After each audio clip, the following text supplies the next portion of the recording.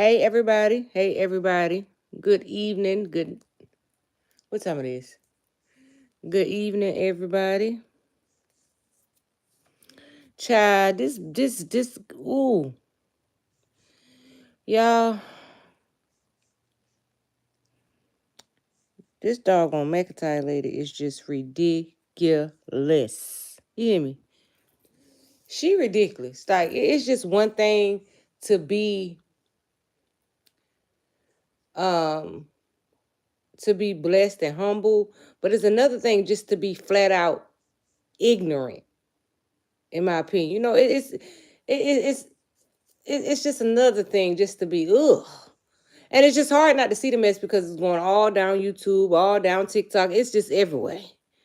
You can't help but to see it. But she is ridiculous. Talking about the people who receive Section 8, the people who receive food stamps, this, that, and the third. Girl, you was once one of those people. Hey, Dwayne. Now that you're no longer one of those people, now you sit in a position that you can judge. That you getting money off the backs of everybody else's story and demeaning your family. That's how you choosing to get your money. So now you feel like you're in a position where you can judge somebody.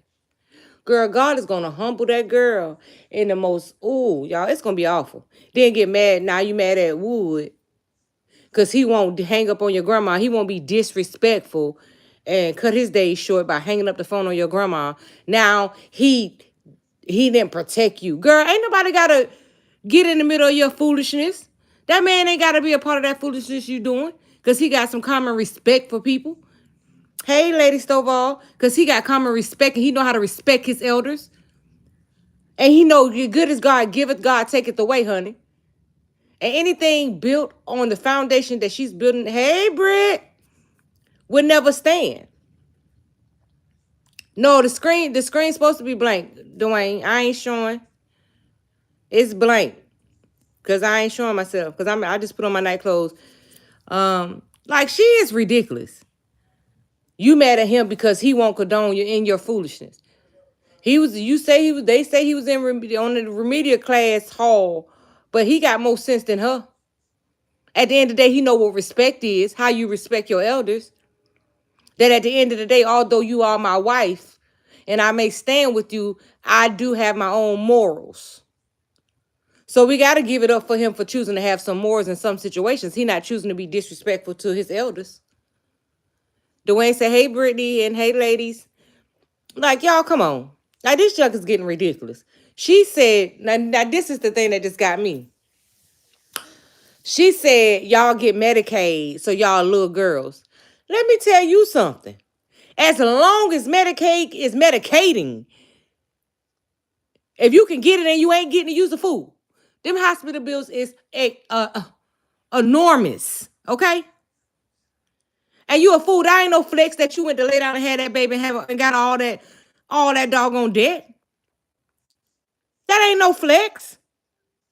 It's not no flex that you can't get Medicaid. When that became a flex? When it became a flex that you got to pay all that money for having a baby. Girl, I done had 9 babies, okay? And I don't know how much it costs to have near one of them. And I don't want to know, baby, because I bet you if I had, let me tell you something. Baby, let me tell you something. I thank God for the opportunity that I was able to have some type of medical assistance now that I see how much it costs to give birth. With you putting your bill up there. Girl, why do you think that's a flex? Because you got to pay that high behind bill. Is everyone's screen blank? I do. Everybody's is, Dwayne, because I'm not showing. All you can see is a little, you can see my hand a little bit. You see my hand? I'm in the dark. Like, why you think that's a flex? Because you had to pay a hospital bill. Like, I don't think she rap tight. Like I said, I was a supporter of her and watching her, but the more she talk, the more she's revealing her true self, and it's disgusting. That's the reality of it. This is a woman who God has chosen to bless that's just not humble at all. She's not humble at all. She really thinks that she's better than everybody. Wow. Because on the financial side, right? But she's so insecure with herself. She's so insecure with the fact that how her husband treated her and from what she say. And the things that she lack of, whatever this journey or this love she looking for, right? So she dislike people being happy with their family, getting genuine love from their spouse. So what she does is she tries to tell people down that just has love. She's jealous of people that have genuine love. But at the end of the day, from what it looks like, is she pushed all the love that tried to come in her life away with her mouth. Because no matter how much somebody was loved, she tried to dictate and pick apart the love that other people was getting from one another. Because she wanted to be in her own little box, in her own little shell, stuck in her childhood trauma. Who problem is that? The fact that you're not choosing to turn your pain into power. You want to allegedly motivate everybody else, but you over there, you have to tear them down first to a level that you feel telling them that they ain't nothing because they get food stamps. They ain't nothing because they get Section 8. They ain't nothing because they can get Medicaid. They little girls. They ain't nothing because they single mothers. But you a married single mother. Now that's T. You're a married single mother. Girl, bye. You be sounding, I'm like, and I try so bad. Let me tell you something. Everybody got to have their own journey, baby. Everybody got to go through what they got to go through in their life in their own time. Understand, your today won't be your tomorrow. Everybody got to go through something sometime. Baby, girl, humble yourself. Who do you think you are? Then you want to run your mouth. Now you want to go down there to the shooter's range. But you ran your mouth. Stand on business. You got so much to say. Okay, I refreshed. I see Miss 1981's cover pic, so I'll stay. Okay, Dwayne. Like, come on. You got so much mouth. You want to get out here telling everybody personal business, but you want somebody to care about your childhood traumas while you bringing up everybody else's childhood traumas that they may have just chosen to compress, right? And turn their pain into power. But you jealous of them because they able to go on with their life while you still stuck. God going to seal her mouth up. Let her keep playing with God. Exactly, Miss Lady Stover. He going to seal it up good. You can't get mad at other people that chose to turn their pain into power. Even if everybody in your family went through all the things they did as a child, they still not miserable like you. And they don't have the money you got. So your money ain't even bringing you happiness. You want to keep taking your kids to Busch Gardens or Disney World 1,000 times a week, thinking that that's going to make them feel better. You trying to buy their love. But the one thing they ask you to do when your son asks you not to let that man come back, you did anyway. So you just as bad as everybody you talking about. Just like you say that your mama didn't meet you here or meet you there to do the things to help you as a child, you won't do the one thing your son asked you to do to help him as a child. You chose yourself and your love for that man over the way your son verbalized to you, as you always saying about verbalization and talking. The one thing he verbalized to you not to do, you turn back and did. So you just as bad as everybody you talk about. This is the thing when I say people can bring up your indiscretions, but they don't want to look in the mirror and face their own. See, that's the difference. You can pull up everything wrong about everybody but yourself. Because when you say stuff like, I'm the problem, this, that, and that, you being sarcastic. You really don't see that you are the problem. Everybody around you happy but you. Everybody around you moving on with their life but you. Nobody is stagnant in their childhood trauma but you. So because them people are choosing not to be stagnant in that childhood trauma, they choosing to move on with their life, you hate them for it. So you try to get on here and do a smear campaign to your whole family, pull all their skeletons out their closet, which ain't your place, to try to demean them and use their childhood traumas against them. While you sit here and want to cry and listen to Rod Wave about yours. If you know how hurtful childhood trauma can be and how it can destroy you, why would you set out to do that to somebody else? You evil. Just like you said out your own mouth, you are vindictive. That's the best thing that you said. You are a vindictive woman. And it's not going to end good for you. Because God don't bless no mess, nor is he the author of confusion. It's not going to end good for you. And now you ready to leave Wood because he won't stand up. He won't stand up beside you while you be disrespectful to the grandmama. Oh, now he got to go because he didn't hang up in her face. What are y'all, 4 years old? You always want everybody to communicate with you. He decided to listen to her. And he asked you, what did you do? That's what communication is. Communication from two parties. Not because you don't like what somebody else saying, you want to hang up in their face. That ain't communication because stuff ain't going your way or because everybody ain't bowed down to what you want them to do. That don't mean that what they saying is wrong or your point of view is wrong, but communication is between both of y'all or however many parties are involved in the situation. But when I just heard her say that thing about Medicaid, girl, shut up. You sound pathetic. That ain't no flex paying that big old hospital bill. Girl, bye. Don't nobody want that kind of hospital bill. You think somebody gonna be jealous of you because you paying them kind of hospital bills? Girl, bye. Ain't nobody jealous of that. And ain't nobody looking at you as no doggone, I want to be like her because you paying them kind of hospital bills. Because I don't see her. Ain't nothing about that flex, not for me. Talk something. That means you a little girl. Girl, bye. People have been out here doing stuff way better than you. When you had your mama around here rocking you, whether she was not the best mama in the world. People like me, moms was gone at the age of 14. We was out here making it happen by ourselves. You understand? We wasn't out here using the childhood traumas we went through, girl. We turning that pain into power. We not around here stuck in no childhood while we trying to raise kids. You raising your children off traumas because you can't even deal with your own traumas because you too busy trying to demean everybody around you. Did it take the time to really get your behind off the internet and fix yourself? You think dimming everybody else's light gonna make your light shine brighter. You ridiculous. Oh, I just X'd out and came back. Now I hear Miss 1981. She don't know that we weren't hearing her. Y'all wasn't hearing me. Well, people was responding, Dwayne. Like, come on.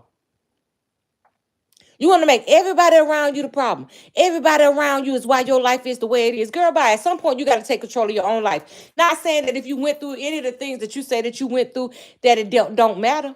What I'm saying is it happened. It's over with. It's done. Now what? Either you're going to choose to stay there or you're going to choose to fix yourself and raise your babies, not based on the traumas that you were raised with. Do your best. You always say you want to make them whole. You got to make yourself whole first, baby. You can love your kids with everything in you, baby, but you ain't whole. You can't make nobody else whole. Where you going to get it from? You can only give what you got. If you ain't got it, how you going to give it? If you don't possess the strength to stand up for yourself and really do the work to fix your stuff and stop living in that childhood trauma, how you expect to have whole kids? Who gonna make them whole? You too busy trying to demean everybody else instead of focusing on them. You do the easy thing, take them to Disney World or whatever, so they can run around and play instead of really having to deal with them.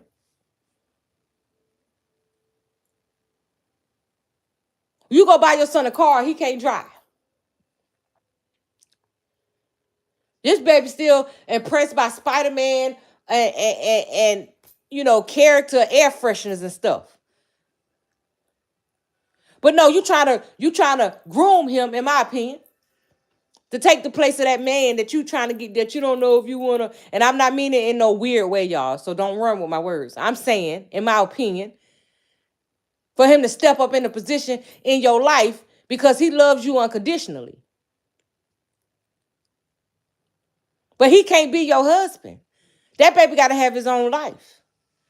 You rushing him into stuff that he ain't ready for. His mentality ain't there yet.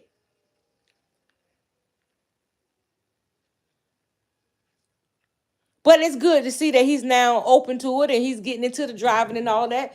Because I guess at 15, I guess that's what they supposed to do.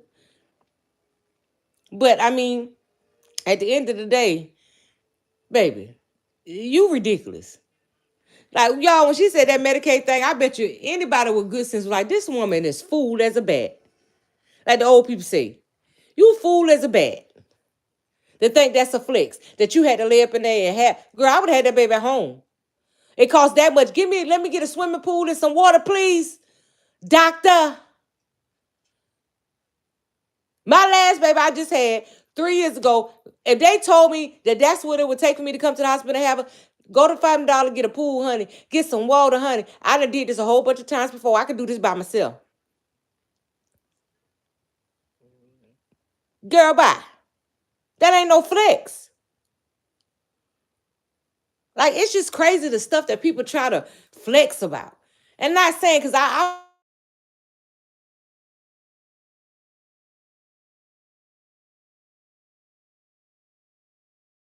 hear me? My son calling. Can y'all hear me? Let me know if y'all can hear me before I start back talking, because I know my son calls. Sometimes that'll cut the live off. The more I learn about this person, the more I learn. Yeah, she ridiculous. Yes, you can hear me. Okay. Thank you, Weedy 504. Like, come on.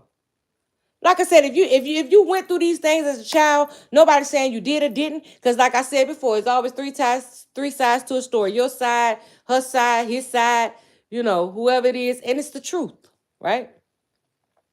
And not thank you, Karen Albright. Not saying that, we can't pick a side. Because we don't know. But we sitting here watching, and a lot of kids that came up with you in that era, we know at that point, children would be seen, not heard. That was the belief of the parents that were raising the kids during that time. So a lot of us grew up with childhood trauma. A lot of us grew up with situations, and we compressed a lot of feelings because we knew if we said it, we might have got smacked in the mouth. Like, we just wasn't treated right. But that's all they knew because they mamas before them, that's the way they raised them. They mamas raised them that way.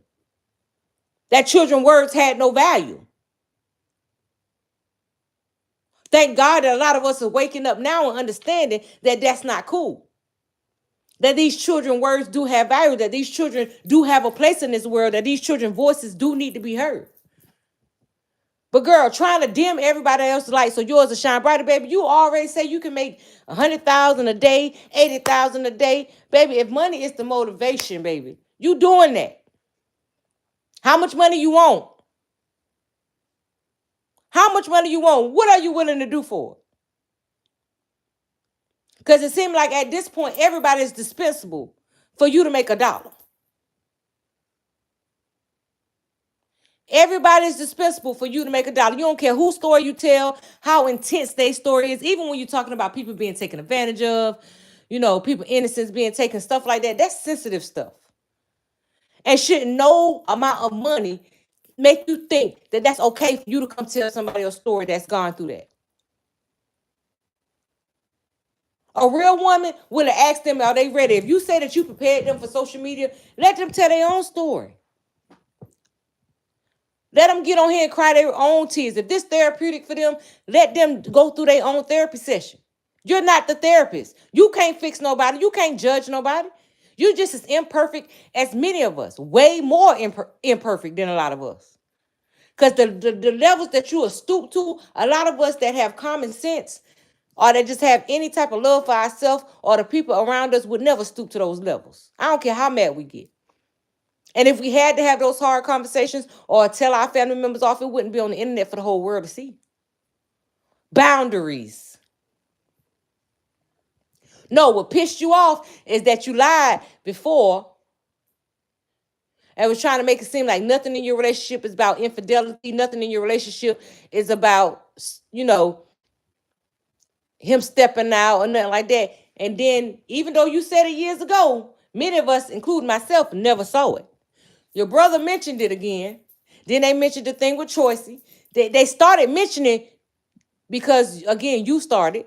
And because they said something, you got mad because you felt like they should have had boundaries. They should have never put out none of your business while you reading they whole every chapter, every line in their journey, every line in their story.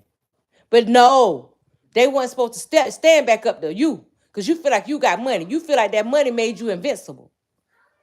Like you ain't had your own traumas, your own troubles.